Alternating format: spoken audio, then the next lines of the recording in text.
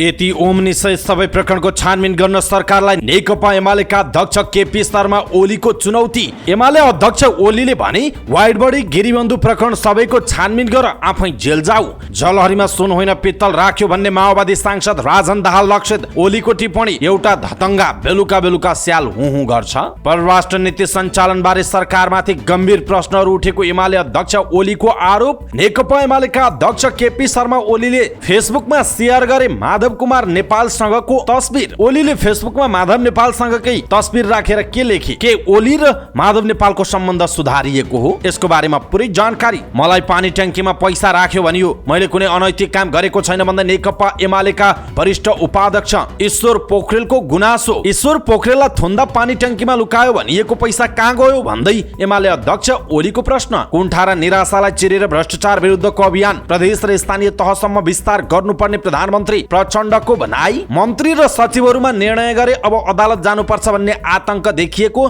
प्रधानमन्त्री दाहालको गुनासो। सबै कम्युनिस्टहरू एक ठाउँमा आउनै पर्ने नेपाल कम्युनिस्ट पार्टीका महासचिव नेत्रा विक्रम चन्दको टिप्पणी। एमसीसीको व्याख्यात्मक टिप्पणीबारे प्रश्न उठिरहेको पूर्व प्रधानमन्त्री माधव कुमार नेपालको भनाई। एमसीसीका विरोधीहरूलाई छानी छानी चुनाव हराइयो, त्यसको शिकार म पनि भएँ भन्दै पूर्व प्रधानमन्त्री झलनाथ खनालको गुनासो। झलनाथको दाबी अब फेरि एसपीपी सम्झौताको तयारी हुँदैछ भन्दै झलनाथ खनालको दाबी। गौर हत्याकाण्डको मुद्दा अन्तर्राष्ट्रिय अदालतमा जान सक्ने आम जनता पार्टीका अध्यक्ष प्रभु शाहको चेतावनी। भ्रष्टाचारीको सन्दर्भमा न नेता न नाता केही पनि नहेरियोस् भन्दै नेपाली कंग्रेसका महामन्त्री गगन थापाको आग्रह। नेपाली कंग्रेसका सभापति शेरबहादुर देउवाले नभ्याउने भनेपछि नेपाली कंग्रेसको प्रदेश पदाधिकारीहरूको सम्मेलन स्थगित। संसदीय समितिका सभापतिहरूले लिए पद तथा गोपनीयताको शपथ। सुन तस्करी सहितका सबै विषयमा समितिमा छलफल हुने राज्य व्यवस्था तथा सुशासन समितिका सभापति रामहरि खतिवडाको भनाई। कृषिको कार्यक्षेत्र धेरै रहेकाले समन्वयकारी भूमिका निभाउने कृषि सहकारी तथा प्राकृतिक स्रोत समितिका सभापति आर्जु राणा देउवाको टिप्पणी। टिकापुर जग्गा प्रकरणबारे आर्जु राणाको भनाई। त्यति बेला मैले टिकापुरमा 50,000 तिरेर 3 कट्ठा जग्गा किनेकी हुँ। उद्योग वाणिज्य र श्रमका समस्या समाधान गर्न खर रूपमा उत्रने उद्योग वाणिज्य तथा श्रम उपभोक्ता हित समितिका सभापति अब्दुल खानको प्रतिबद्धता। संक्रमणकालीन न्यायसँग सम्बन्धित विधेयक छिटो पारित गराउन पहल गर्छु भन्दै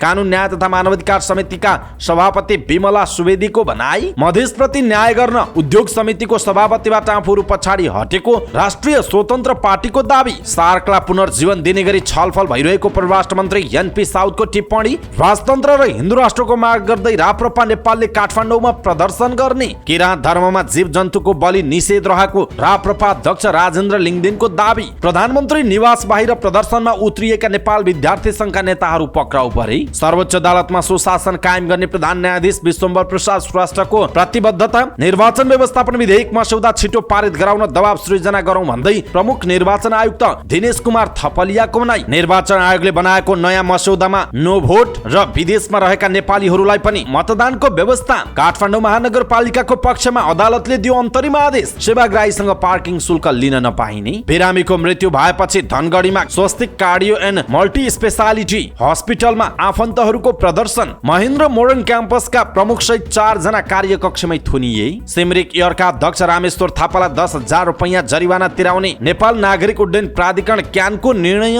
उड्डयन प्राधिकरणले मिडियालाई स्पष्टीकरण सोध्नु गैर कानुनी रहेको अदालतको ठहर। प्युठानको झिमरुक गाउँपालिकाको भ्रष्टाचारको विवाद टुङ्गो लगाउन छानबिन समिति गठन। जनै पूर्णिमा र गाई जात्राको तिथि पालिका पिच्छे फरक फरक। पोखराको सभागृह चोकमा ट्रकले स्कुटरलाई टक्कर दिँदा 1 जनाको ज्यान गयो। जनकपुरका प्रत्येक मन्दिरहरूमा झुलनोत्सवको रौनकता।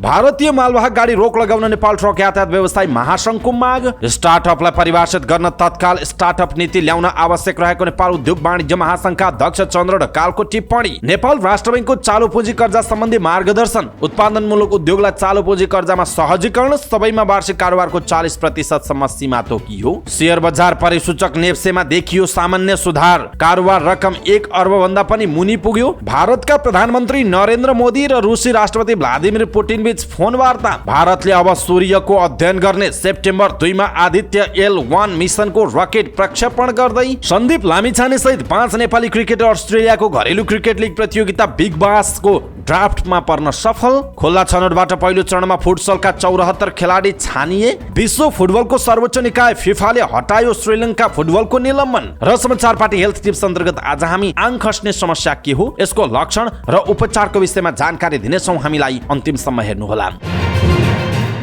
दर्शक महानुभाव नमस्कार। समाचार पार्टी.com को न्यूज बुलेटिनमा यहाँलाई हार्दिक स्वागत छ। म प्रहलाद चन्द्र घिमिरे। आज मिति विक्रम सम्वत 2080 साल भदौको 12 गते मंगलबार इस्वी सन् 2023 अगस्त 29 तारिक आज साउन शुक्ल त्रयोदशी। आज विश्व आणविक परीक्षण विरुद्धको दिवस रहेको छ।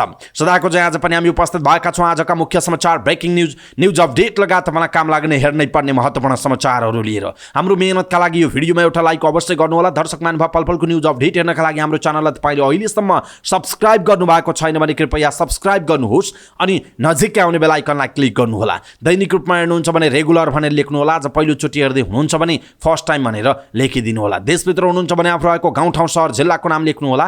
विदेशमा हुनुहुन्छ भने कुन देशबाट हामीलाई हेरिरहनु भएको छ त्यो कुरा तलको कमेन्ट बक्समा कमेन्ट गर्नुहोला। आउनुहोस् दर्शक महानुभाव आजका मुख्य समाचार सुरु गरौँ। यति ओम्निसहित सबै प्रकरणको छानबिन गर्न सरकारलाई एमाले अध्यक्ष केपी शर्मा ओलीले चुनौती दिएको प्रसङ्गबाट। प्रमुख प्रतिपक्ष दल नेकपा एमालेका अध्यक्ष एवं पूर्व प्रधानमन्त्री केपी शर्मा ओलीले गिरिबन्धु टी स्टेट यति ओम्नी सहितका प्रकरणमा छानबिन गर्न सरकारलाई चुनौती दिनुभएको छ।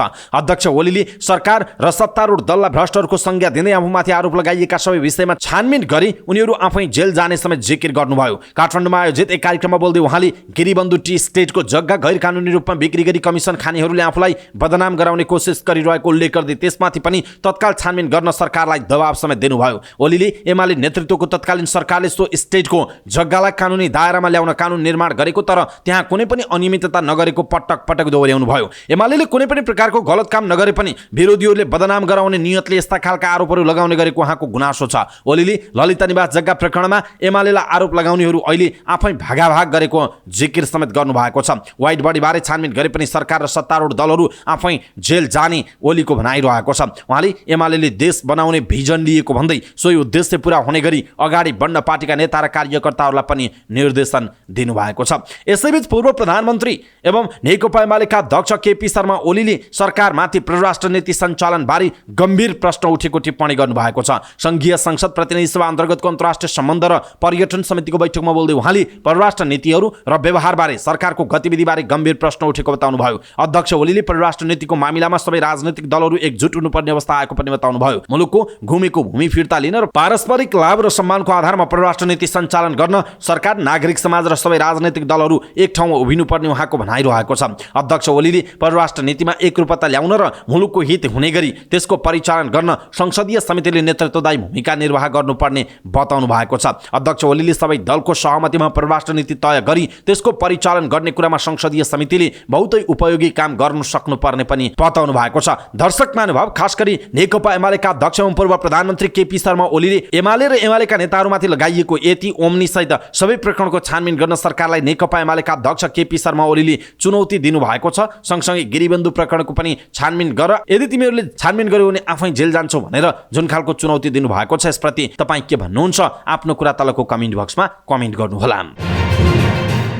नेकपा एमालेका अध्यक्ष केपी शर्मा ओलीले नेकपा एकीकृत समाजवादीका अध्यक्ष माधव नेपालसँगको तस्बिर सेयर गर्नुभएको छ। सामाजिक सञ्जाल फेसबुकमा ओलीले प्रतिनिधि सभा अन्तर्गतको अन्तर्राष्ट्रिय सम्बन्ध र पर्यटन समितिको बैठकका 3वटा तस्बिर भनेर सेयर गर्नुभएको छ। प्रतिनिधि सभा अन्तर्राष्ट्रिय सम्बन्ध र पर्यटन समितिको बैठकका 3 तस्बिर शुभ सन्ध्या उहाँले तस्बिरको क्याप्सनमा लेख्नु भएको छ। तस्बिरमा दुवैजना हँसिलो मुद्रामा देखिनु भएको छ। तत्कालीन नेकपा फुटेपछि माधव नेपाल अलग भएर नेकपा एकीकृत समाजवादी खोलेसँगै ओली र नेपाल को दूरी बढेको थियो। एक अर्कालाई कटाक्ष गर्दै विभिन्न आरोप लगाउँदै आउनुभएका उहाँहरू निकै लामो समयपछि एकै ठाउँमा देखिनु भएको छ। त्यसैको तस्बिर ओलीले आफ्नो फेसबुक मार्फत सेयर गरेको जनाइएको छ।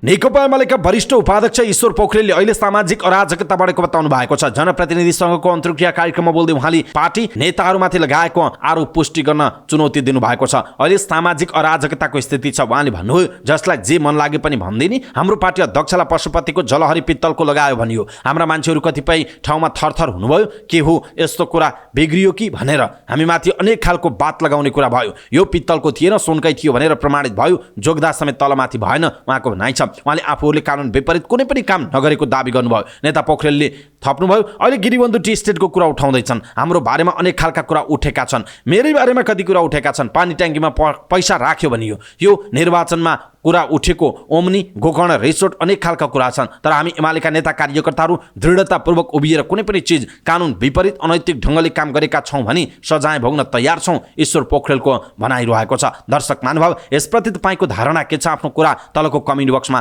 कमेन्ट गर्नुहोला। यसैबीच नेकपा एमालेका अध्यक्ष केपी शर्मा ओलीले ईश्वर पोखरेलले पानी ट्याङ्की भरी पैसा लुकाएको भनेर भ्रम छरेको बताउनु भएको छ। काठमाडौँमा आयोजित एक कार्यक्रममा बोल्दै उहाँले बदनाम गर्न राजाले प्रतिगमन गर्दा नेता पोखरेलमाथि पैसा लुकाएको आरोप लगाएको दावी गर्नुभयो। उहाँले भन्नुभयो, हाम्रो पार्टीले कहीँ पनि कुनै पनि कमजोरी गरेको थिएन, बदनाम गर्न त ज्ञानेन्द्र शाहले प्रतिगमन गरेको, ईश्वर पोखरेललाई थुन्दा पानी ट्याङ्की भरी पैसा लुकायो भनियो, कहाँ गयो त त्यो पैसा? ज्ञानेन्द्रले लग्यो कि कसले लग्यो? ईश्वर पोखरेललाई त थुनेको थियो, ट्याङ्कीको पैसा हाजिर गर न त, अब फिर्ता गर ट्याङ्कीको पैसा कति थियो? ईश्वर पोखरेललाई थुन्दा ट्याङ्कीमा पैसा थियो भने त्यो पैसा कहाँ गयो? त्यो पैसा त सरकारले लियो होला नि, कति लिएको थियो पानी ट्याङ्कीबाट? उहाँको प्रश्न छ। ओलीले अहिले विरोधीहरूले त्यही कुरालाई जनताको बीचमा लिएर गएको पनि बताउनु भएको छ। दर्शक महानुभाव, खास गरी ईश्वर पोखरेलको विषयमा पानी ट्याङ्कीमा पैसा लुकाएको भनेर विभिन्न समयमा कुराहरू उठिरहेको छ। त्यो विषयमा ईश्वर पोखरेल स्वयं र नेकपा एमालेका अध्यक्ष एवं पूर्व प्रधानमन्त्री केपी शर्मा ओलीले पनि कहाँ गयो त्यो पैसा, लुकाएको पैसा भनेर प्रश्न गर्नु भएको छ। यसप्रति तपाईँ के भन्नुहुन्छ? आफ्नो कुरा तलको कमेन्ट बक्समा कमेन्ट गर्नुहोला। प्रधानमन्त्री तथा राष्ट्रिय विकास समस्या समाधान समितिका अध्यक्ष पुष्पकमल दाहाल प्रचण्डले भ्रष्टाचार निवारण र सुशासन कायम गर्ने जिम्मेवारी केन्द्र सरकारको मात्र नभएर सिङ्गो देशको एजेन्डा भएकाले प्रदेश स्थानीय तहले समेत सुशासन कायम गर्ने अभियान सञ्चालन गर्नुपर्ने बताउनु भएको छ। सिंहदरबारमा आयोजित राष्ट्रिय विकास समस्या समाधान समितिको 51औं बैठकलाई सम्बोधन गर्दै संघीय सरकारले प्रारम्भ गरेको भ्रष्टाचार निवारण र सुशासन स्थापित गर्न चालेको कदम प्रदेश र स्थानीय तहमा समेत विस्तारित गर्दै दण्ड र पुरस्कारको प्रणालीलाई स्थापित गर्न, राम्रो काम गर्नेहरूलाई प्रोत्साहित गर्न र आम जनसमुदायमा आशाको रक्त सञ्चार गर्न आवश्यक भएको बताउनु भएको छ। उहाँले भन्नुभयो कुण्ठा र निराशालाई चिरेर देशमा आशाको नयाँ परिस्थिति निर्माण गर्न सकिन्छ, यसतर्फ गम्भीर रूपमा ध्यान दिन समेत म विशेष अनुरोध गर्दछु, उहाँको भनाइ छ। उहाँले सरकारको पुँजीगत खर्च समग्रमा 61.5% सीमित रहनु चिन्ताको विषय भएको उल्लेख गर्नुभएको छ। समग्र पुँजीगत खर्च सन्तोषजनक नभए तापनि मन्त्रालयगत र आयोजनागत रूपमा हेर्दा केही मन्त्रालय र केही राष्ट्रिय गौरवका आयोजनाहरूले तुलनात्मक रूपमा राम्रो गरेको अवस्था रहेको उहाँले उल्लेख गर्नुभयो। यसैबीच प्रधानमन्त्री पुष्पकमल दाहाल प्रचण्डले मन्त्री र सचिवहरू मुद्दा मामिलाको डरले निर्णय गर्न नै डराउने अवस्था आएको बताउनु भएको छ। राष्ट्रिय विकास समस्या समाधान समितिको बैठकलाई सम्बोधन गर्दै प्रधानमन्त्री प्रचण्डले सरकारका मन्त्री सचिव र कर्मचारीहरू निर्णय गर्न नै डराउने अवस्था आएको बताउनु भयो। उहाँले सचिवहरूमा कुनै निर्णय गरी मुद्दा मामिलाका कारण अदालत जानुपर्ने हो कि भन्ने आतंक छाएको बताउनु भयो। व्यवसायीहरू पनि व्यवसायमा अगाडि बढ्दै जाँदा मुद्दा मामिलामा फसिन्छ कि भनेर आतंकित हुने खतरा रहेको बताउनु भयो। उहाँले देशको परम्परागत ऐन कानुन र परम्पराले देशको विकास हुन नसक्ने भन्दै यसलाई परिवर्तन गर्नु पर्ने आवश्यकता ल्याउनु भएको छ। उहाँले ऐन कानुन र परम्पराको डोरीमा बाँधिएर परिणाममुखी काम गर्न नसकिएको बताउनु भयो। उहाँले निजी क्षेत्र र विदेशी पुँजीलाई आकर्षक सुविधा नदिने र विश्वासमा नलिने हो भने देशको विकास नहुने पनि बताउनु भएको छ। दाहालले देशको विकासको मोडेलमा व्यापक बहस र रूपान्तरणको आवश्यकता रहेको बताउनु भयो। विकास निर्माण र बजेट विनियोजन प्राथमिकताको आधारमा नभई भनसुन र पहुँचको आधारमा हुनुले सन्तुलित विकास हुन नसकेको बताउनु भयो। त्यसैका कारण पुँजीगत खर्चमा पनि अपेक्षित लक्ष्य हासिल हुन नसकेको उहाँले बताउनु भएको छ। उहाँले विकासको मोडेल र बजेट विनियोजनको विद्यमान परम्परालाई आगामी आर्थिक वर्षदेखि तोडिने पनि बताउनु भएको छ। नेपाल कम्युनिस्ट पार्टीका महासचिव नेत्र विक्रम चन्दले प्रगतिशीलहरू कम्युनिस्टहरू एक ठाउँमा आउनै पर्ने बताउनु भएको छ। काठमाडौँमा नेकपाले आयोजना गरेको कार्यक्रममा पार्टीका महासचिव विप्लवले परिस्थितिले पनि प्रगतिशीलहरू कम्युनिस्टहरू एक ठाउँमा आउनै पर्ने बताउनु भएको हो। विप्लवले देशलाई हृदयदेखि माया गर्नेहरू एक हुनुपर्ने बताउनु भयो। उहाँले प्रगतिशील शक्तिसँग मिले मात्र देशको विकास हुने बताउनु भएको छ। उहाँले एमसीसी केवल आर्थिक प्रोजेक्ट मात्र नभई सैन्य मोर्चा रहेको बताउनु भएको छ। उहाँले नेपालमा राजनीतिक अन्तर्विरोध फेरिएको भन्दै नेपाली जनताको मुख्य लडाईँ अमेरिकी साम्राज्यवाद विरुद्ध रहेको बताउनु भएको छ। व्यक्तिगत स्वार्थलाई प्रधान ठान्ने प्रवृत्तिले देश र जनताको पक्षमा नसोच्ने पनि उहाँको भनाइरहेको छ। नेकपा एकीकृत समाजवादीका अध्यक्ष माधव कुमार नेपालले अमेरिकी आर्थिक सहयोग परियोजना एमसीसी को व्याख्यात्मक टिप्पणीमा प्रश्न उठेको बताउनु भएको छ।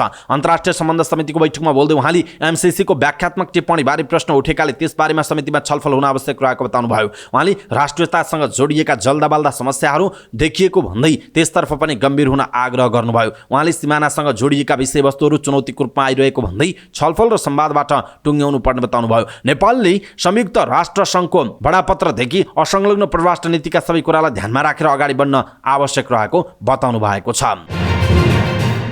नेकपा एकीकृत समाजवादीका सम्मानित नेता झलनाथ खनालले अमेरिकी सहयोग परियोजना एमसीसीको विरोध गर्नेहरूलाई छाने चुनाव हराएको टिप्पणी गर्नुभएको छ। काठमाडौँमा आयोजित एक अन्तर्क्रिया कार्यक्रमलाई सम्बोधन गर्दै उहाँले एमसीसीको सवाल लामो समयसम्म अझै कुरा उठ्न सक्ने बताउनु भएको छ। उहाँले भन्नुभयो एमसीसी सम्झौता भित्रै मन परेन भने 30 दिनको समय दिएर खारेज गरे हुन्छ।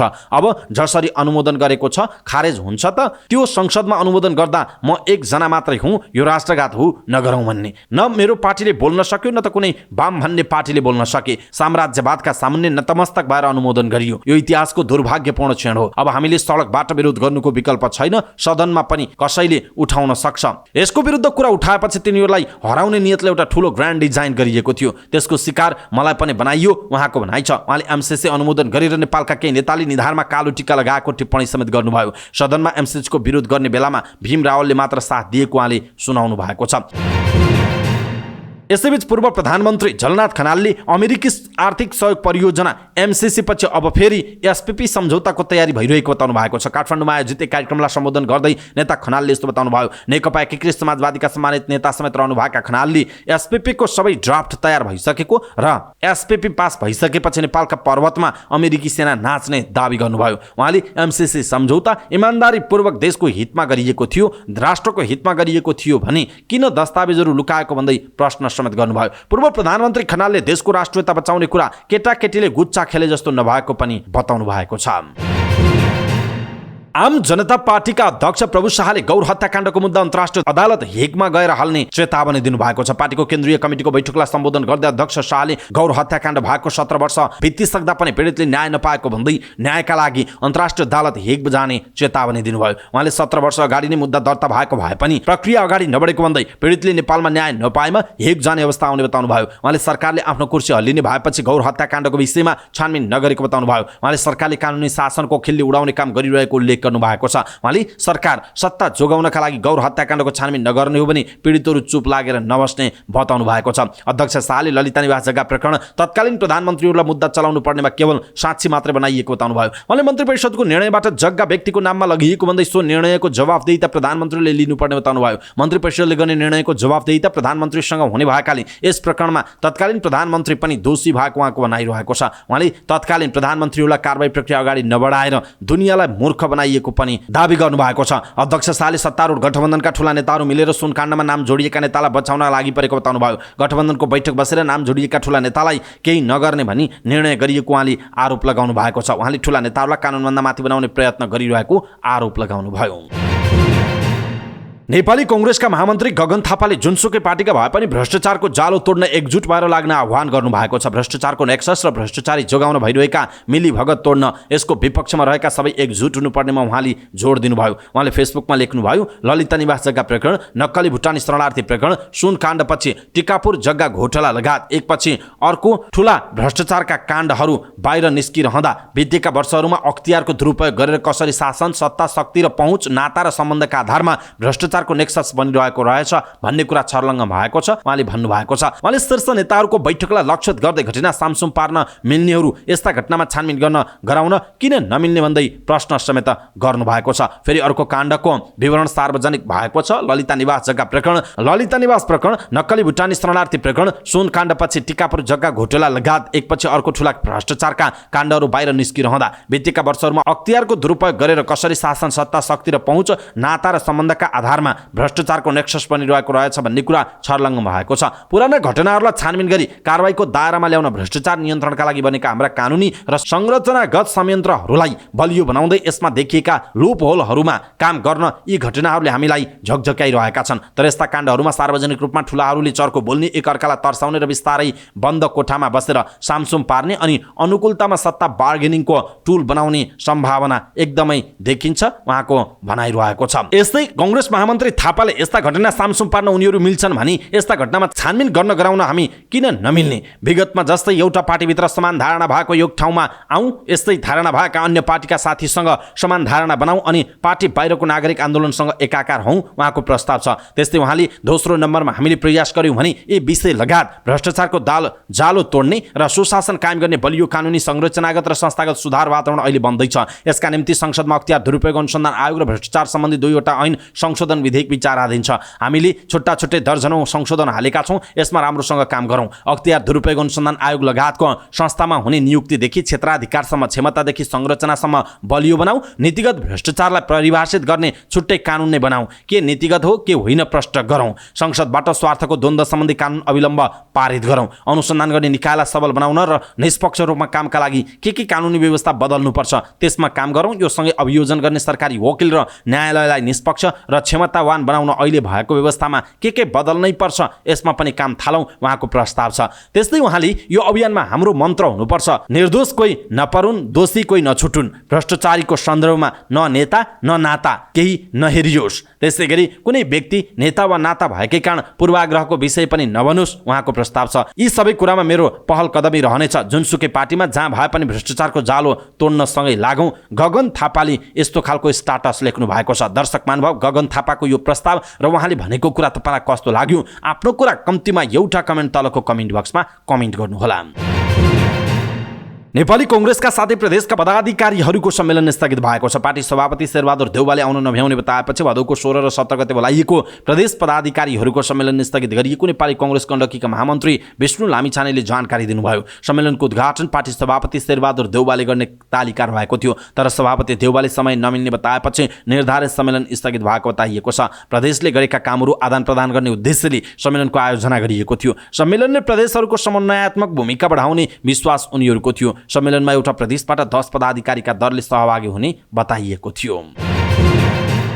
प्रतिनिधि सभा अन्तर्गतका संसदीय समिति सभापतिले पद तथा गोपनीयताको शपथ लिनु भएको छ। प्रतिनिधि सभाका सभामुख देवराज घिमिरेले निर्वाचित 10 वटा समितिका सभापतिहरूलाई पद तथा गोपनीयताको शपथ ग्रहण गराउनु भएको हो। संसदीय समिति अन्तर्गत अर्थ समितिको सभापतिमा नेपाली कांग्रेसका सन्तोष चालिसे, अन्तर्राष्ट्रिय सम्बन्ध र पर्यटन समितिको सभापतिमा जनता समाजवादीका राजकिशोर यादव, कानुन न्याय तथा मानवाधिकार समितिको सभापतिमा नेकपा माओवादी केन्द्रका विमला सुवेदी, कृषि सहकारी तथा प्राकृतिक स्रोत समितिको सभापतिमा कांग्रेसका आर्जु राणा देउवा निर्वाचित हुनुभयो। त्यस्तै महिला तथा सामाजिक मामिला समितिको सभापतिमा राष्ट्रिय प्रजातन्त्र पार्टीका दीपक बहादुर सिंह, शिक्षा स्वास्थ्य तथा सूचना प्रविधि समितिको सभापतिमा नेकपा एकीकृत समाजवादीका भानुभक्त जोशी र सार्वजनिक लेखा समितिको सभापतिमा नेकपा एमालेका ऋषिकेश पोखरेल निर्वाचित हुनु भएको छ। त्यस्तै उद्योग तथा वाणिज्य र श्रम तथा उपभोक्ता हित समितिको सभापतिमा अब्दुल खान निर्वाचित हुनुभयो। यसअघि समितिको सभापतिमा उम्मेदवारी दिनुभएका राष्ट्रिय स्वतन्त्र पार्टीका गणेश पराजुलीले अन्तिम समयमा उम्मेदवारी फिर्ता लिनुभएको थियो।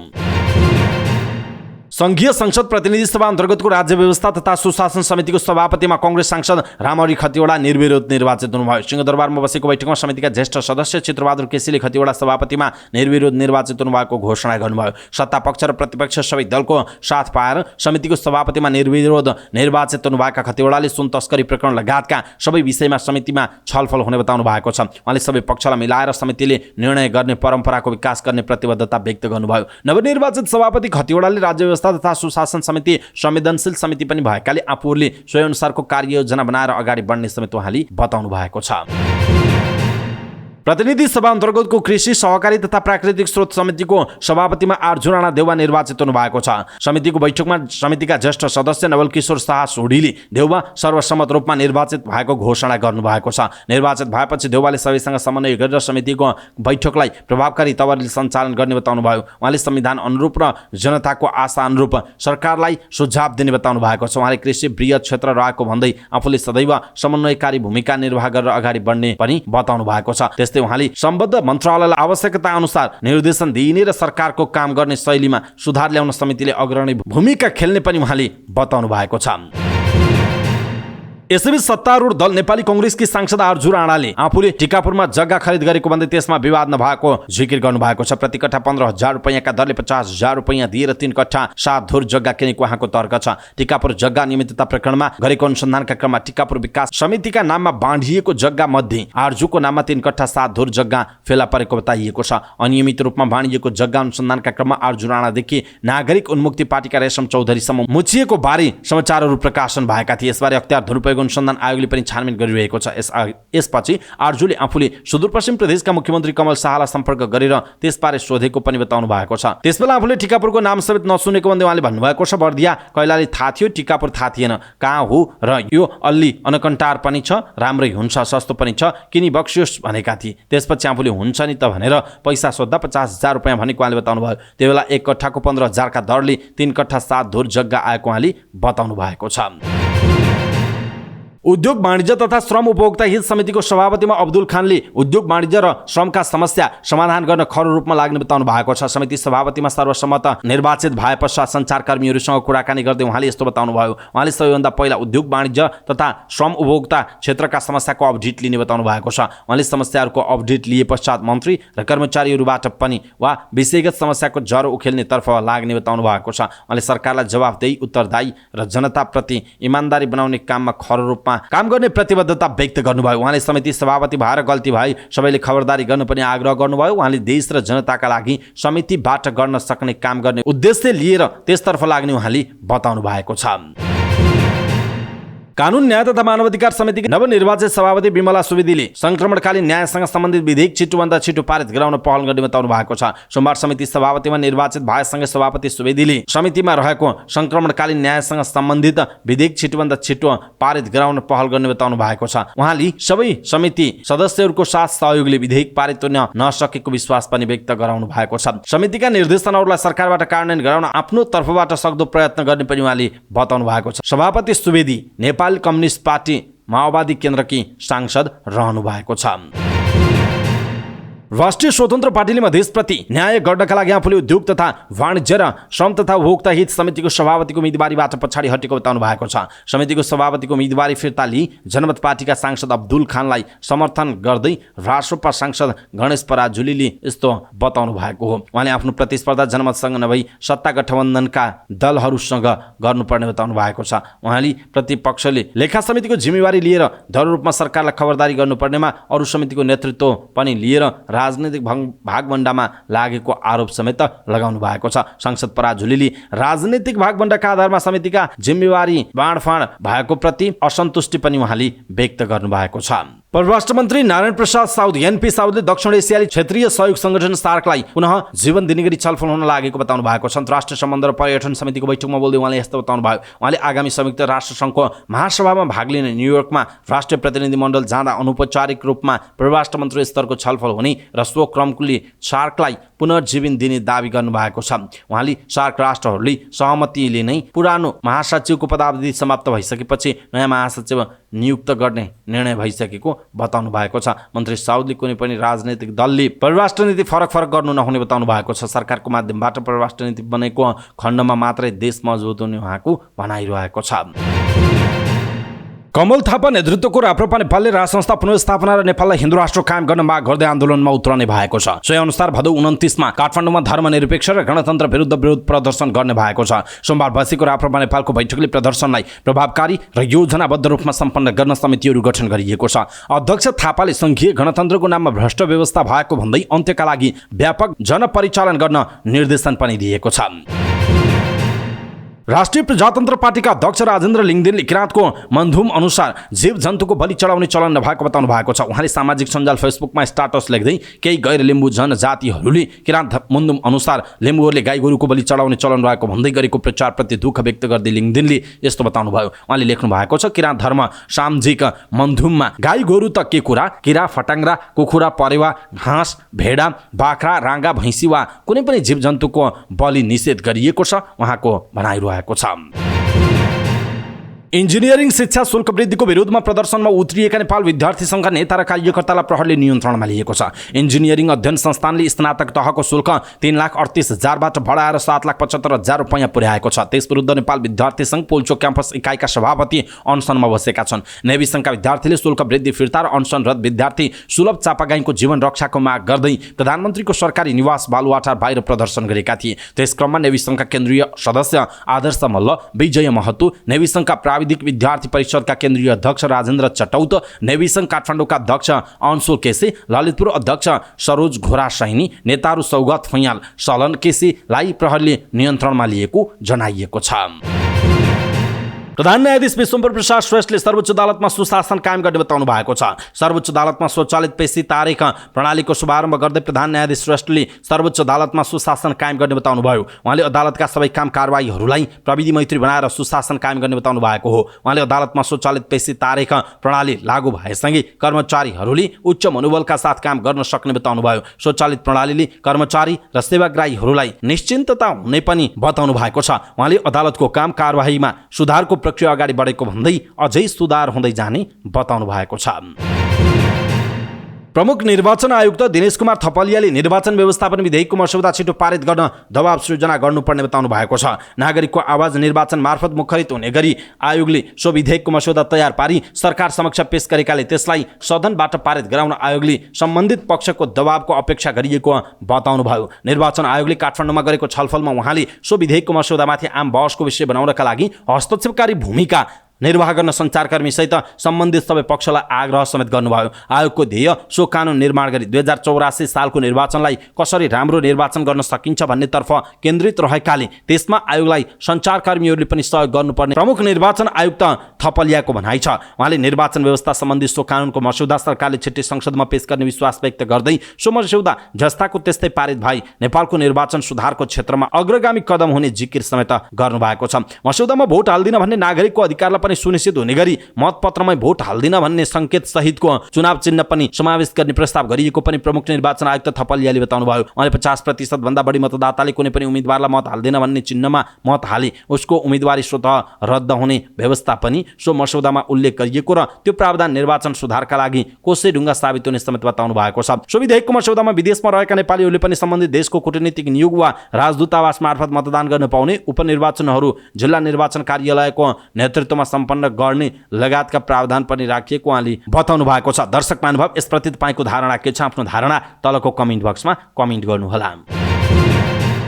काठमाडौँ महानगरपालिकाले गरेको सेवाग्राहीसँग पार्किङ शुल्क लिन नपाउने निर्णय कार्यान्वयन हुने भएको छ। महानगरको पक्षमा उच्च अदालत पाटनले अन्तरिम आदेश दिएसँगै कार्यान्वयनको बाटो खुलासा भएको हो। काठमाडौँ महानगरपालिकाको बहुतलीय आवासीय एवं व्यावसायिक भवनहरूमा सवारी साधन पार्किङ गर्दा सेवाग्राहीहरूमा शुल्क लिन नपाउने निर्णय गरेको छ। तर त्यस विरुद्ध कम्प्लेक्स डेभलपर लिजर एसोसिएसनले महानगर विरुद्ध उच्च अदालत पाटनमा रिट दर्ता गरेको थियो। त्यो रिटमाथि 22 साउनमा सुनवाई गर्दै न्यायाधीश राजेन्द्र खरेलको एकल इजलासले काठमाडौँ महानगरपालिकासँग लिखित जवाफ माग गरेको थियो। अदालतले साउन 30 गतेसम्म अदालतले आदेश पनि दिएको थियो। उक्त आदेशमा 30 साउनमा दुवै पक्षलाई अन्तरिम आदेशका लागि छलफलमा बोलाइएको जनाइएको छ।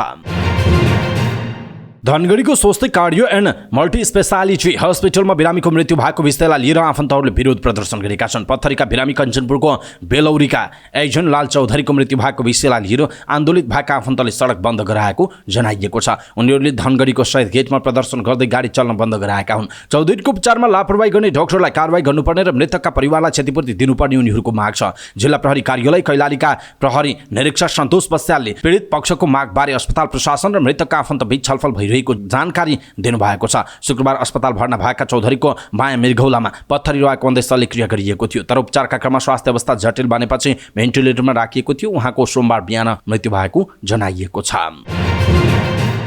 विराटनगरमा रहेको महेन्द्र मोरङ क्याम्पसका प्रमुख सहित 4 जनालाई विद्यार्थीहरूले थुनेका छन्। क्याम्पस प्रमुख बाबुराम तिमसिना सहित 4 जना प्राध्यापक कार्यकक्षमा थुनिएको बताइएको छ। स्वतन्त्र विद्यार्थी युनियन र विद्यार्थीहरूले क्याम्पस प्रमुख तिमसिना, सहायक क्याम्पस प्रमुख शिवराम चौधरी, बीबीएसका कोअर्डिनेटर रामनारायण दास, बीबीएमका कोअर्डिनेटर इन्द्रनारायण देवलाई कार्यकक्षमा थुनेको बताइएको छ। इन्टर्नसिप गरेको रिपोर्टको शुल्क घटाउन माग गर्दै विद्यार्थीहरूले अल्टिमेटम दिएका थिए। 24 घण्टाको समयमा पनि शुल्क नघटाइएपछि प्रमुख सहित विभागीय प्रमुख र शिक्षकहरूलाई कार्य कक्षमा विद्यार्थीले थुनेको बताइएको छ। क्याम्पसले इन्टर्नसिप रिपोर्टको शुल्क यस अगाडि 1000 रुपैयाँ लिँदै आएको थियो। उक्त शुल्क क्याम्पस प्रशासनले एकैचोटि 3000 रुपैयाँ पुर्याएपछि आन्दोलित भएको सोभियु सभापति जोशवन पौडेलले बताउनु भएको छ। नेपाल नागरिक उड्डयन प्राधिकरणले सिमिरिक एयर प्रणालीका अध्यक्ष रामेश्वर थापालाई पटक पटक प्राधिकरणको काममा बाधा पुर्याएको भन्दै 10,000 रुपैयाँ जरिवाना गराएको छ। प्राधिकरणको नियम र कानुन पटक पटक उल्लङ्घन गरेर उल्टै सुरक्षा निर्देशनहरूको विरुद्धमा श्रृङ्खलाबद्ध गलत प्रचार गरेर जनतामा भ्रम पैदा गरेको अभियोग थापामाथि छ। नेपाल नागरिक उड्डयन प्राधिकरण ऐन 2053 को दफा 25 को उपदफा 2 बमोजिम उक्त जरिवाना भएको क्यानले जनाएको छ। यसबाट पनि उनले अवज्ञा गरे। सिमिरिक एयरका सबै उडान बन्द गर्ने चेतावनी समेत क्यानले दिएको छ। थापाले प्राधिकरणले स्पष्टीकरण सोधेको सो पत्रको जवाफ तर्फ नदिई उनले आदेश तथा निर्देशनको अवज्ञा गरेपछि जरिवानाको निर्णय भएको बताइएको छ। विमानस्थलमा प्राधिकरणलाई तिर्न बुझाउन बाँकी रहेको बक्यौता रकम नतिर्ने, वायु सेवा कम्पनीको उद्धार उडान बाहेक अन्य उडानमा प्रतिबन्ध लगाएकोमा थापा अध्यक्ष रहेको सिमिक एयरले अवज्ञा गरेको बताइएको छ। अर्धन्यायिक निकाय प्राधिकरणको निर्देशन विपरीत थापाले उल्टै 7 दिने चेतावनी सहित अख्तियारलाई समेत बोधार्थ दिएर काम कारबाहीमा प्रत्यक्ष रूपमा प्रभावित पार्न खोजेको आरोप रहेको जनाइएको छ। त्यसो त प्राधिकरणका एक उच्च अधिकारीका अनुसार सिमिक एयर प्रणालीका अध्यक्ष थापाले नेपालको हवाई आकाशलाई सुरक्षित बनाउन क्यानले गरेका आदेश तथा निर्देशनको कार्यान्वयनमा पटक पटक अवरोध सृजना गरेकाले यसपटक बाध्य भएर कारबाही गर्नु परेको बताइएको छ। उनले शक्तिको आडमा गैर कानुनी काम गर्दा हवाई सुरक्षामा प्रश्न उठेको छ। पछिल्लो समय क्यानको निर्देशन मान्नुको साटो आफ्नो लगानीको सञ्चार माध्यमको दुरुपयोग गर्दै उनले निरन्तर क्यान नेतृत्वमाथि भ्रमपूर्ण प्रचार गरिरहेको आरोप छ। प्राधिकरणको ऐनमै क्यानबाट अनुमति वा इजाजत प्राप्त हवाई सेवा प्रदायक निकायको नियमित रूपमा अनुगमन, निरीक्षण तथा नियमन गरी आवश्यकता अनुसार संलग्न निकाय, संस्था तथा व्यक्तिलाई उडान सुरक्षा तथा हवाई सुरक्षा वृद्धि गर्न विशेष आदेश तथा निर्देशन दिन सक्ने उल्लेख गरिएको छ। सोही प्रावधान टेकेर क्यानले गरेका नीतिगत निर्णय लागू गराउन खोज्दा सिमिक एयरले पटक पटक अवज्ञा गरेको थियो। थापाले क्यानको निर्णय विरुद्ध वायु सेवा सञ्चालक संघ नेपालको लेटर प्याडमा वक्तव्य निकालेर सघि पनि भ्रम फैलाएको बताइएको छ। थापामाथि गत वर्ष अत्यावश्यक सेवामा बन्द हडताल निषेध गर्ने कानुन विपरीत वायु सेवा कम्पनीलाई प्राधिकरण विरुद्ध उतारेर बन्द गर्ने धम्की दिएको तथा प्राधिकरणको विद्यमान नीति निर्णय तथा कार्यादेश विरुद्ध सञ्चार माध्यमहरूबाट भ्रम फैलाएर अडिटलाई प्रभावित पार्न खोजेको आरोप समेत लागेको छ। यसैबीच पाटन उच्च अदालतले नेपाल नागरिक उड्डयन प्राधिकरणले अन्नपूर्ण पोस्ट पत्रिकामा प्रकाशित सामग्री उप स्पष्टीकरण सोध्नु गैर कानुनी र प्रेस स्वतन्त्रता विरुद्धको गतिविधि भएको ठहर गरेको छ। नेपाल नागरिक उड्डयन प्राधिकरणले पत्रिकामा प्रकाशित विषयवस्तु भ्रमपूर्ण र हवाई सुरक्षामा गम्भीर असर पर्ने खालको भएको भन्दै भदौ 1 मा अन्नपूर्ण मिडिया नेटवर्क तथा सिमिक एयरलाइन्सका अध्यक्ष रामेश्वर थापालाई स्पष्टीकरण सोधेको थियो। त्यस विरुद्ध सिमिक एयर तथा थापाले हालेको रिटमा अदालतले अन्तरिम आदेश दिएको बताइएको छ। मिडियामा प्रकाशित सामग्रीका विषयमा स्पष्टीकरण सोध्ने अधिकार कानुनले उड्डयन प्राधिकरणलाई नदिएको तथा ती विषयमा छानबिन तथा कारबाही गर्ने क्षेत्राधिकार नै प्राधिकरणसँग नभएको न्यायाधीश रमेश ढकालको एकल इजलासले उल्लेख गरेको जनाइएको छ। प्युठानको झिमरुक गाउँपालिकाका उपाध्यक्ष प्रमोद पोखरेलले गाउँपालिकाका अध्यक्ष तथा कर्मचारीको मिलेमतोमा नीतिगत अनियमितता गरेको भन्दै लगाएको आरोप छानबिन गर्न समिति गठन गरिएको छ। पोखरेलले सार्वजनिक गरेको विषय छानबिन गरेर टुङ्गोमा पुर्याउन अध्यक्ष तथा पालिका सदस्य तयारी भएपछि समिति गठन गरिएको उपाध्यक्ष पोखरेल लगायतकालाई लगाइएको आरोप सहितको समाचार प्रकाशन भएको थियो। गाउँपालिका अध्यक्ष पित बहादुर महतरा क्षेत्रीको अध्यक्षतामा बसेको कार्यपालिका बैठकले छानबिनका लागि समिति गठन गरेको जनाइएको छ। कार्यालयमा केही विषय उठेका सवालमा छानबिन गर्ने र समस्या निरूपण गर्न यस्तो समिति गठन गरिएको अध्यक्ष क्षेत्रीले बताउनु भएको छ। सुशासन तथा संस्थागत विकास समितिका संयोजक धनबहादुर पुनको संयोजकत्वमा सुशासन तथा संस्थागत विकास समिति सदस्य र पालिकामा गठित विभिन्न विषयगत समितिहरू क्रमशः आर्थिक विकास समिति, सामाजिक विकास समिति, पूर्वाधार विकास समिति र वन वातावरण तथा विपद व्यवस्थापन समितिका संयोजक सदस्य रहने गरी 8 सदस्य समिति गठन गरी कार्यपालिका बैठकले अनुमोदन गरेको बताइएको छ। समितिले आवश्यक फाइल अध्ययन गरी प्रतिवेदन कार्यपालिकालाई बुझाउने गरी जिम्मेवारी दिएको अध्यक्ष क्षेत्रीले बताउनु भएको छ। त्यसका लागि विज्ञसँग परामर्श समेत लिन सक्ने बताइएको छ। अनियमितताको विषयमा छानबिन समितिले आवश्यक प्रमाण र कागजको आधारमा छानबिन गर्नेछ। समितिले दिएको प्रतिवेदन कार्यपालिकाले पत्रकार सम्मेलनको आयोजना गरेर सार्वजनिक गरिने गाउँपालिका अध्यक्ष महतरा क्षेत्रीले बताउनु भएको छ। स्थानीय तह तथा विभिन्न सांस्कृतिक संस्थाले यस वर्षको रक्षाबन्धन, जनै पूर्णिमा एवं गाई जात्रा पर्व फरक फरक दिनमा मनाउने निर्णय सार्वजनिक गर्न थालेका छन्। काठमाडौँ उपत्यकाभित्रका स्थानीय तह तथा सांस्कृतिक संस्थानले रक्षाबन्धन, जनै पूर्णिमा एवं गाई जात्रा पर्व फरक फरक दिनमा मनाउने निर्णय सार्वजनिक गरेका हुन्। नेपाल पञ्चाङ्ग निर्णायक विकास समितिले स्वीकृति दिएको पात्रो पञ्चाङ्गमा रक्षाबन्धन, जनै पूर्णिमा र गाई जात्रा पर्व भदौ 14 गते बिहीबार पर्ने उल्लेख गरिएको छ। यस वर्ष तिथिको गडबडका कारण 2 दिन पर्ने पर्व एकै दिन परेको समितिका सदस्य एवं धर्मशास्त्रविद प्राध्यापक डाक्टर देवमणि भट्टराईले जानकारी दिनुभयो। उहाँका अनुसार रक्षाबन्धन एवं जनै पूर्णिमा पर्व श्रावण शुक्ल पूर्णिमाका दिन मनाइन्छ। पूर्णिमा तिथि रहेका बेला सूर्योदय भएको दिन रक्षाबन्धन एवं जनै पूर्णिमा पर्व मनाउनु पर्ने भएकाले भदौको 14 गतेलाई निर्णय गरिएको प्राध्यापक डाक्टर भट्टराईले बताउनुभयो। भक्तपुर नगरपालिकाले सूचना नै प्रकाशन गरेर 13 गते रक्षाबन्धन र 14 गते गाई जात्रा अर्थात् सापारू पर्व मनाउने निर्णय गरेको छ। नगरपालिकाका सूचना अधिकारी दामोदर सुवालले भक्तपुर स्थित तलेजु मन्दिरका मूल पुजारी र तान्त्रिकहरूको निर्णयका आधारमा यस्तो निर्णय गरिएको बताउनुभयो। त्यस्तै मध्यपुर थिमी नगरपालिकामा यस सम्बन्धी छलफल गरी जनसङ्घ निर्णायक विकास समितिले गरेको निर्णय अनुसार नै भदौ 14 गते नै दुवै पर्व मनाउने निर्णय गरिएको शङ्खधर साखुवा प्रतिष्ठानका पूर्व अध्यक्ष श्याम मानन्दरले जानकारी दिनुभएको छ। ललितपुरका केही सांस्कृतिक संस्थाले 13 गते रक्षाबन्धन एवं झनी पूर्णिमा र 14 गते गाई जात्रा पर्व मनाउने निर्णय गरेका छन्। पाटन क्षेत्रमा विशेष गरी क्वाहाबाहा अर्थात् हिरण्यवर्ण महाविहारले चाडपर्व सम्बन्धी निर्णय गर्ने गरेको छ। यो निर्णय गर्ने शास्त्र सम्मत नभएको समितिका सदस्य भट्टराईले बताउनु भएको छ। भदौ 13 गते भद्रा परेकाले यस दिन पुण्यकर्म गर्न नहुने उहाँको भनाइ छ। काठमाडौँका केही सांस्कृतिक संस्थाले पनि भदौ 14 गते रक्षाबन्धन एवं झनी पूर्णिमा र 15 गते गाई जात्रा अर्थात् सापारू पर्व मनाउने निर्णय सार्वजनिक गरेका छन्। मन्त्री परिषदले 2077 पुसको 20 गते समितिको गठन आदेश स्वीकृत गरी चाडपर्व तिथिमिति सम्बन्धी निर्णय गर्ने जिम्मेवारी तोकेको थियो। समितिको उक्त गठन आदेश 2078 साल साउनमा नेपाल राजपत्रमा सूचनाका रूपमा प्रकाशित भएपछि कार्यान्वयनमा आएको हो। स्थानीय तह र गैर सरकारी संस्थाका रूपमा दर्ता भएका सांस्कृतिक संस्थाले पनि यस विषयमा निर्णय गरी सार्वजनिक गर्न थालेपछि चाडपर्वका बारेमा बेला बेलामा अन्यल हुने गरेको जनाइएको छ। पोखराको सभागृह चोकमा ट्रकले स्कुटरलाई ठक्कर दिँदा एकजनाको ज्यान गएको छ। ट्रकले स्कुटरलाई ठक्कर दिँदा स्कुटर चालक तनहुँको म्याग्दी गाउँपालिका 4 की 20 वर्षीय वर्षा कुमालको ज्यान गएको प्रहरीले जनाएको छ। सोमबार पृथ्वी चोकबाट सृजना चौकतर्फ जाँदै गरेको G22 795 नम्बरको स्कुटरलाई बागमती प्रदेश 030001 263 नम्बरको ट्रकले ठक्कर दिएको थियो। ट्रकको ठक्करबाट गम्भीर घाइते हुनुभएकी कुमालको गण्डकी मेडिकल कलेज पोखरामा उपचारका क्रममा ज्यान गएको जिल्ला ट्राफिक प्रहरी कार्यालयका प्रमुख एवं प्रहरी निरीक्षक भानु शर्माले जानकारी दिनुभयो। दुर्घटनापछि ट्रक चालकलाई नियन्त्रणमा लिएको जनाइएको छ। मिथिलाञ्चलको विशिष्ट पर्वहरूमध्ये एक हो झुलनोत्सव। अहिले मिथिलाञ्चलका मन्दिरहरूमा प्रत्येक साँझ झुलनोत्सव रौनक सहजै देख्न सकिन्छ। प्रत्येक वर्ष झैँ यस वर्ष पनि हिन्दू धर्मावलम्बी मठ मन्दिरमा झुला महोत्सव धुमधामका साथ मनाइरहेका छन्। साउन शुक्ल तृतीय तिथिबाट सुरु भएको झुलनोत्सव साउन पूर्णिमा अर्थात् रक्षाबन्धनको दिनसम्म चल्नेछ। झुलनोत्सवमा भगवान सीताराम र राधा कृष्णलाई झुलामा झुलाउने परम्परा छ। यसका लागि जनकपुर धाम स्थित प्रसिद्ध जानकी मन्दिरदेखि प्रत्येक मठ मन्दिरमा विशेष किसिमका सिंहासन निर्माण गरी सजाइएको गद्दीमा देवी देवताको प्रतिमा राखी झुलाउने परम्परा रहेको छ। एकातर्फ भगवान राम जानकीलाई झुलामा राखी झुलाउने गरिन्छ भने अर्कोतर्फ नाटक नाचगान भजन कीर्तन र लोककथाहरू सुनाउने गरिन्छ। साधु समाजमा यो पर्वको विशेष महत्त्व रहेको छ। मणि पर्वत विधिबाट सुरु भएको झुलनोत्सवको क्रममा प्रत्येक साँझ कजरी मलार लगायतको धार्मिक महत्त्व झल्किने गीत गाएर भगवानलाई झुला झुलाउने परम्परा छ। तर पछिल्लो समय झुलामा गाइने लोकगीत कजरी मलार जस्तै झुलाको परम्परा समेत लोपोन्मुख अवस्थामा पुगेको छ। यद्यपि साधु सन्त र भक्तजनहरूले भगवान राम जानकीले मनाएको झुला रासको सम्झनामा आफ्नो सुखका लागि यो परम्परालाई बचाएर राखेको महन्त शरण बताउनुहुन्छ। मिथिलाञ्चलको मठ मन्दिरमा साउन महिनाभरि झुलन लोकोत्सव हर्षोल्लासका साथ मनाउँदै साउन शुक्ल पूर्णिमाको मध्यरात झुलनोत्सवको धागो काटेर विधिवत रूपमा सम्पन्न गर्ने धार्मिक परम्परा छ। जनकपुर धाममा झुला उत्सवको प्रारम्भ जानकी मन्दिरका आदि महन्त सुरकिशोर दासले गर्नुभएको मानिन्छ।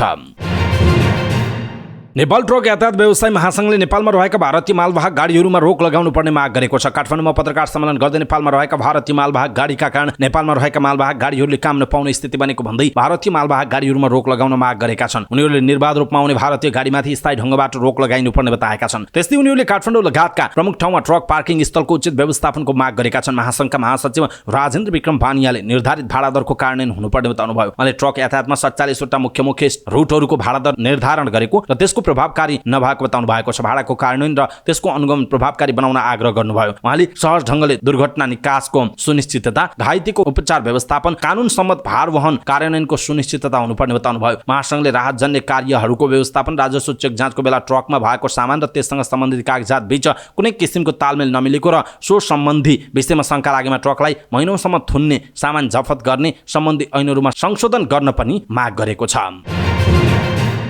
नेपाल उद्योग वाणिज्य महासंघका अध्यक्ष चन्द्र ढकालले स्टार्टअपको परिभाषा नहुँदा सरकारले ल्याएका प्रवर्धन नीतिहरू कार्यान्वयनमा आउन नसकेको बताउनु भएको छ। काठमाडौँमा नेपाल उद्योग वाणिज्य महासंघले आयोजना गरेको स्टार्टअप राष्ट्र 2030 सम्मेलनमा बोल्दै अध्यक्ष ढकालले यस्तो बताउनु भयो। अध्यक्ष ढकालले सरकारले स्टार्टअप नीति तत्काल ल्याएर स्टार्टअपको परिभाषा गर्न आवश्यक रहेको बताउनु भएको छ। उहाँले स्टार्टअप उद्यमको परिभाषा र स्पष्ट नीति नहुँदा स्टार्टअप प्रवर्धन कार्यक्रमहरू समेत कार्यान्वयनमा आउन नसकेको उल्लेख गर्नुभएको छ। अध्यक्ष ढकालले सरकारको स्टार्टअप सम्बन्धी स्पष्ट नीति बनाउन नसक्दा स्टार्टअपलाई परिभाषित गर्न सकेको बताउनु भयो। उहाँले सरकारले स्पष्ट स्टार्टअप नीति बनाएर कोभिड महामारीका कारण जोखिममा परेका स्टार्टअपलाई प्रवर्धन गर्नुपर्ने आवश्यकता देखिएको बताउनु भयो। उहाँले सरकारले स्टार्टअप नीति ल्याएर नव प्रवर्तनकारी युवाहरूलाई सहयोग गर्नु आजको आवश्यकता रहेको बताउनु भयो। ढकालले स्टार्टअप स्थापना पछिको निरन्तरताका लागि आवश्यक पुँजी, उचित मार्गदर्शन र बलियो साझेदारी जरुरी हुने बताउनु भएको छ। नेपाल राष्ट्र बैंकले उत्पादनमूलक उद्योगलाई सहजीकरण गर्ने गरी चालू पुँजी कर्जा सम्बन्धी मार्गदर्शन 2079 लाई दोस्रो पटक संशोधन गरेको छ। केन्द्रीय बैंकले एक परिपत्र जारी गर्दै चालू पुँजी कर्जा सम्बन्धी मार्गदर्शनलाई संशोधन गर्दै उत्पादनमूलक उद्योगले 3 करोडसम्मको चालू पुँजी कर्जा प्रयोग गर्दा मार्गदर्शन लागू नहुने व्यवस्था गरेको छ। राष्ट्र बैंकले मौद्रिक नीतिमा जनाएको प्रतिबद्धता अनुसार चालू पुँजी कर्जा सम्बन्धी मार्गदर्शन पुनरावलोकन गरेको बताइएको छ। अन्य व्यवसायको हकमा समग्र बैंकिङ प्रणालीबाट कुल 1 करोडसम्म चालू पुँजी कर्जा उपयोग गर्ने ऋणीको हकमा उक्त मार्गदर्शन लागू नहुन सक्ने व्यवस्था यथावत छ।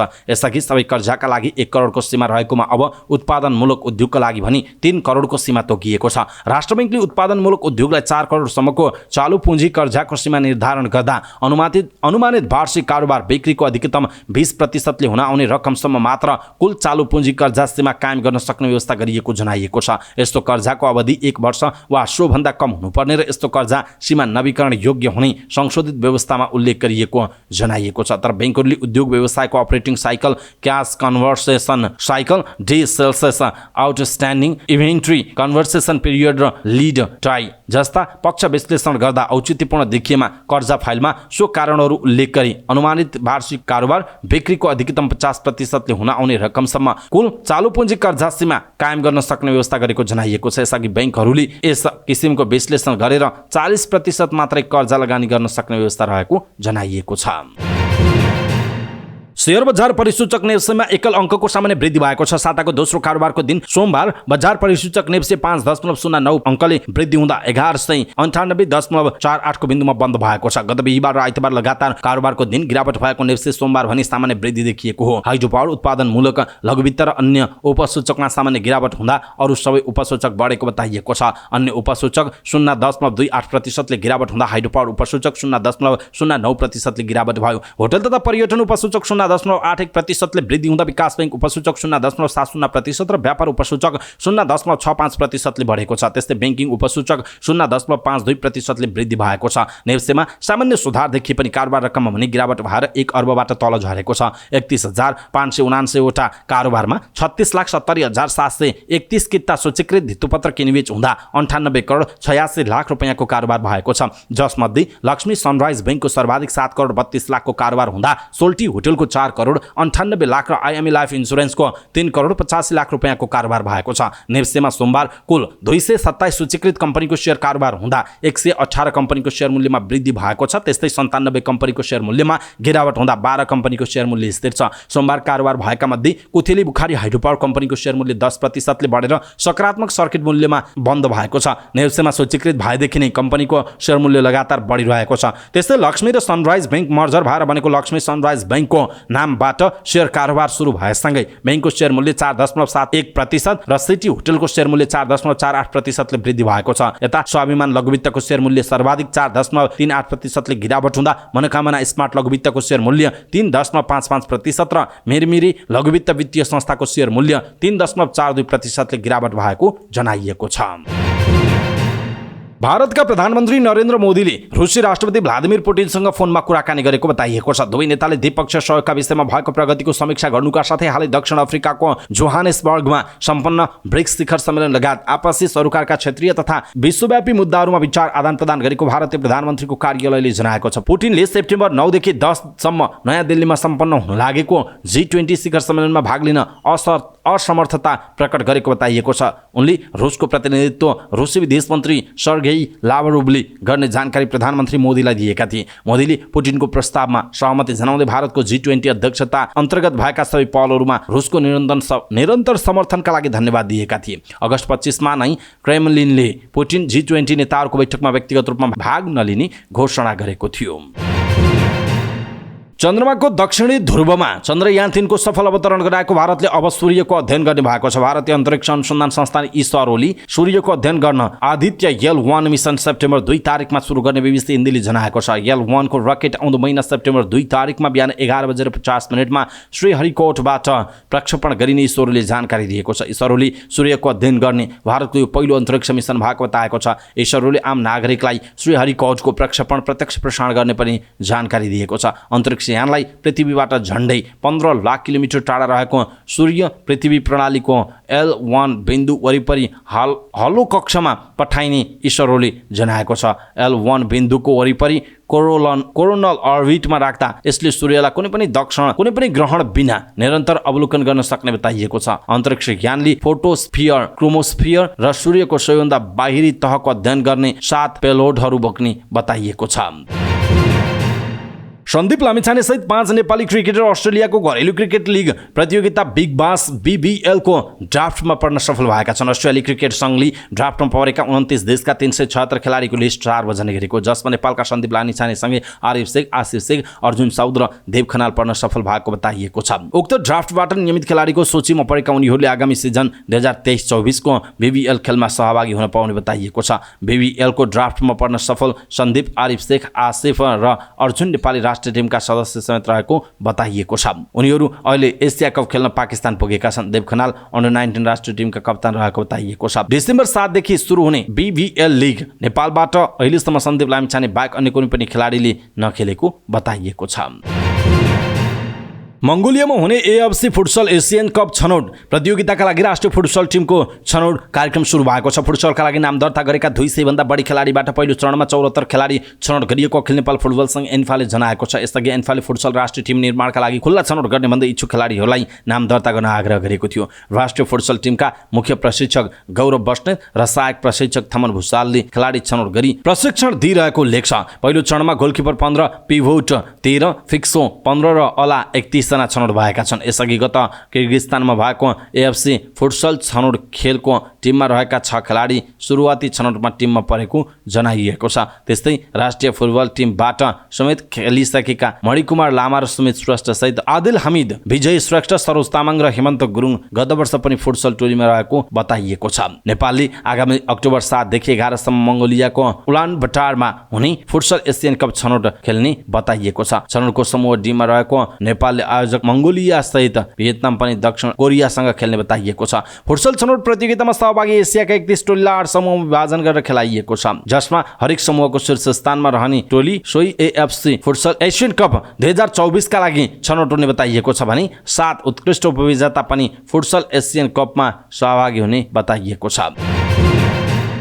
विश्व फुटबलको सर्वोच्च निकाय फिफाले श्रीलङ्का फुटबलमाथि लगाएको प्रतिबन्ध हटाएको छ। फिफा महासचिव फातिमा सामौराले श्रीलङ्का फुटबल महासंघलाई पत्र लेख्दै निलम्बन हटाएको जानकारी गराएको बताइएको छ। फिफा AFC र देशको खेलकुद मन्त्रालयको निर्देशनलाई अवज्ञा गर्दै आवधिक निर्वाचन गर्न नसकेको र संस्थालाई गति दिन नसकेको भन्दै फिफाले जनवरी 21 मा श्रीलङ्कालाई निलम्बन गरेको जनाइएको छ। फिफाको ब्युरो काउन्सिलले निलम्बन फुकुवा गर्ने निर्णय गरेको भन्दै त्यसका लागि श्रीलङ्का फुटबलले विभिन्न प्रक्रिया पूरा गर्नुपर्ने जनाएको छ। श्रीलङ्का फुटबल महासंघले 2023 जनवरी 14 मा भएको चुनावलाई फिफा र AFC ले मान्यता नदिएको भन्दै फिफाले पठाएको पत्रमा नयाँ विधान अनुसार चुनाव गर्नुपर्ने उल्लेख गरिएको छ। फिफाको प्रस्ताव अनुसार 2023 सेप्टेम्बर 16 मा श्रीलङ्का फुटबल महासंघको निर्वाचन गर्ने तयारीमा रहेको जनाइएको छ। समाचार पार्टी न्यूज बुलेटिनमा पालो भएको छ समाचार पार्टी हेल्थ टिप्स। आजको समाचार पार्टी हेल्थ टिप्स अन्तर्गत हामीले आङ खस्ने समस्या के हो, यसको लक्षण र उपचार कसरी गर्न सकिन्छ भन्ने विषयवस्तुमा हामी जानकारी दिनेछौँ। हामीलाई अन्तिम समय हेर्नुहोला। सबै नेपाली माझ पुर्याउनका लागि हेल्थ टिप्स आफ्नो फेसबुक, ट्विटर लगायतका सामाजिक सञ्जालमा शेयर गर्नुहोला। आफन्तजन इष्टमित्रलाई मेसेन्जरमा पठाइदिनुहोला। पाठीगर वा आङ खस्ने समस्या महिलामा देखिने जटिल समस्या हो। कलिले उमेरमा विवाह गर्ने, असुरक्षित गर्भपतन गराउने, गर्भवती अवस्थामा भारी काम गर्ने र सुत्केरी अवस्थामा उचित स्याहार सुसार पाउन नसकेका महिलामा यो समस्या बढी देखिएको छ। पाठीगरले आफ्नो ठाउँ छोडेर योनि मार्गतिर झर्नुलाई आङ खस्नु भनेर भनिन्छ। यो एक प्रजनन समस्या हो। पाठीगरलाई अड्याएर राख्ने मांसपेशी कमजोर हुँदा पाठीगर तल खस्ने प्रक्रिया सुरु हुन्छ। मांसपेशी कमजोर भएपछि पाठीगर मात्र खस्दैन, त्यसको अघिल्तिर रहने पिसाब थैली र पछाडिको दिशाको थैली मात्रै योनि मार्ग हुँदै बाहिर निस्कने बताइएको छ। त्यसो भई कहाँ छ समस्या? पिउने पानीको समस्या र भारी काम गर्नुपर्ने पहाडी जिल्लाका महिलामा यो समस्या बढी देखिएको छ। तराईमा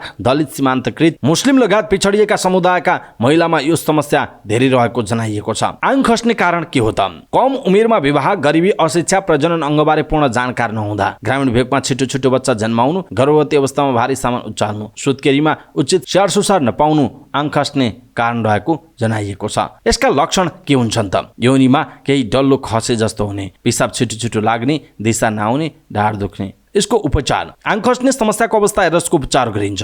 बच्चा जन्माउनु पर्नेछ भने पाठेघरलाई जोगाएर गुप्ताङ्गमा रिङ पेसरीको माध्यमबाट झरेको पाठेघरलाई भित्रै अड्याउनु पर्छ र प्रत्येक 3 महिनामा रिङ पेसरी फेर्नुपर्ने जनाइएको छ। त्यो बाहेक समस्या सामान्य छ भने चिकित्सकको सल्लाहमा सामान्य व्यायाम गर्नुपर्दछ। त्यस्तै पाठेघरमा रिङ पेसरी राख्ने गर्नुपर्छ अनि पाठेघर योनिबाट बाहिर निस्किसकेको भई शल्यक्रिया गर्नुपर्दछ। दर्शक महानुभाव, आज हामीले हामीलाई समाचार पार्टी हेल्थ टिप्स अन्तर्गत आङ खस्ने समस्या र यसको उपचारको विषयमा जानकारी दियौँ। तपाईँलाई आजको हेल्थ टिप्स कस्तो लाग्यो त्यो कुरा तलको कमेन्ट बक्समा कमेन्ट गर्नुहोला। सबै नेपालीहरू माझ पुर्याउनका लागि यो हेल्थ टिप्स आफ्नो फेसबुक, ट्विटर लगायतका सामाजिक सञ्जालमा शेयर गर्नुहोला। आफन्तजन इष्ट मित्रलाई म्यासेन्जरमा पठाइदिनुहोला।